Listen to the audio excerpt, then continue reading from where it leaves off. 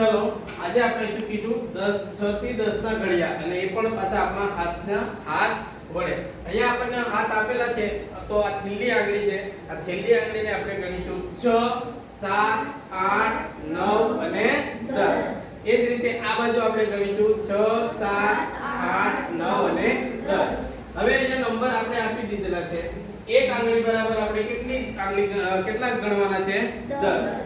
તો તમને એવું પૂછ્યું ઉદાહરણ તરીકે કે 7 આઠા કેટલા થાય? તો 7 આઠા 56 થાય. પણ કેટલાકને નહીં આવડતું હોય તો 7મા નંબરની આંગળી, તો જો આ 6 અને આ 7, તો 7 નંબરની આંગળી વાળવાની, એ ડાબા હાથ જમણો હાથની બરાબર અથવા ડાબા હાથની.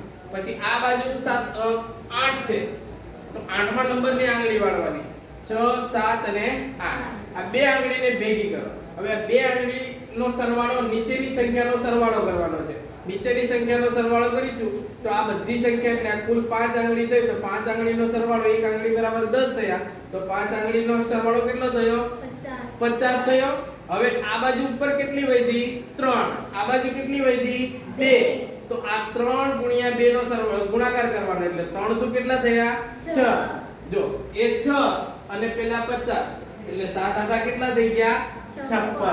તો આ રીતે આપણે હાથ વડે સરળતાથી ગુણાકાર કરી શકીએ છે. બીજી એક ટ્રીક લઈએ કે અહીંયા આપણને કીધું કે 7 7 કેટલા થાય? તો કે 49. તો આ બાજુ 7મા નંબરની આંગળી 6 અને આ 7. આ બાજુ 7મા નંબરની આંગળી 6 અને આ 7. આ બે આંગળીને ભેગી કરો. બે આંગળીને ભેગી કરો એટલે આ બધાનો સરવાળો કરો એટલે 10 10 20 30 અને આ 40. હવે ઉપર કેટલી આંગળી વધી? આ બાજુ 3, આ બાજુ 3.